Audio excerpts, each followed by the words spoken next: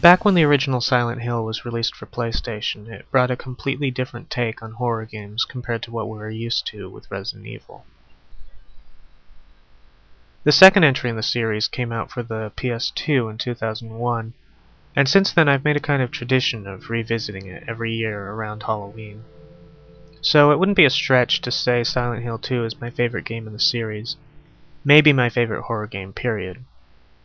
So now with a handful of Silent Hill games out, what is it about 2 that keeps drawing me back? It is scary, or at least it was back when I first played it. It's hard not to lose some of that after multiple playthroughs. I think a lot of what I liked and continue to like about Silent Hill 2 as a horror game mirrors what I like to see in horror movies, namely an emphasis on suspense and atmosphere over thrills and gore. There's also a focus on character over plot. The premise of Silent Hill 2 sounds like an interesting but fairly typical ghost story, but there's a lot more to it than that. The main character, James Sunderland, gets a letter from his wife, Mary, inviting him to meet her in their special place somewhere in the town of Silent Hill. Of course, there's something wrong here, she's dead, so James heads to town with a lot of questions floating around in his head. Did his dead wife really send him a letter, and where will he find her if she did? Is he just going crazy? And what exactly is going on with this town? Unlike the first game, which hit players right away with a nightmare sequence, Silent Hill 2 takes quite a bit of time before reaching a similar point. You're teased with all kinds of creepy sounds as you make your way towards the town, and you know there's something waiting for you somewhere in all that fog. It's just a matter of time before you actually get to see it. Now, I'm sure there are plenty of gamers who would call the opening section slow or even boring, but personally I prefer it when horror movies use this approach to gradually build suspense, and it really worked for me here. The whole idea of anticipating the horror before you see it is a big part of what makes Silent Hill so unsettling. It's all in the sound design. You almost always hear the monsters before you see them, since they're usually hidden in fog or shadows. The noises some of these things make still makes me shudder when I hear them.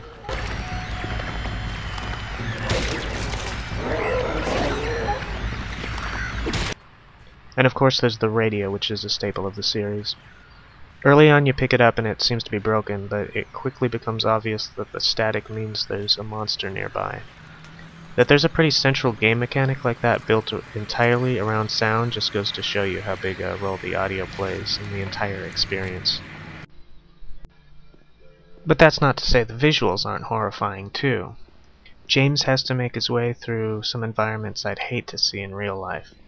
And this time the fog doesn't just mask the draw distance, it has real weight to it and can make even the open town feel claustrophobic. Then there are the interiors, which are all about darkness, rust, decay, that sort of thing. And that's even before you enter the nightmarish alternate world.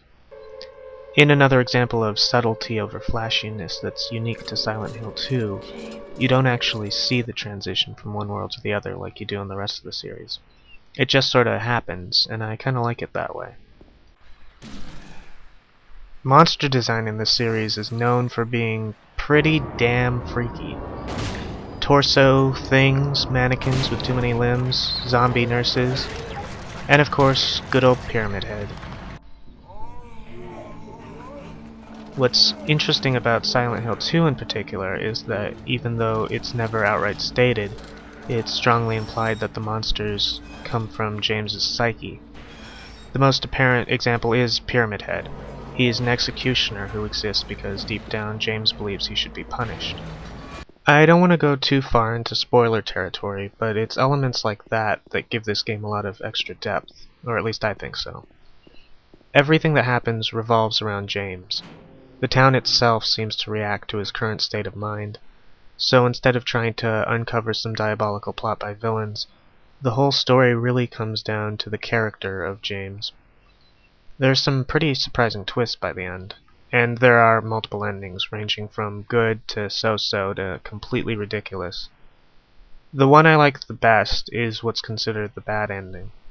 Even though it is a not happy ending, it's the one that feels the most dramatically satisfying to me. So I think that pretty well covers it. Top-notch sound design that really gets under your skin, some seriously disturbing creatures, and a good old-fashioned horror story with some psychological depth to it. In my opinion, Silent Hill 2 just might be the best horror game ever.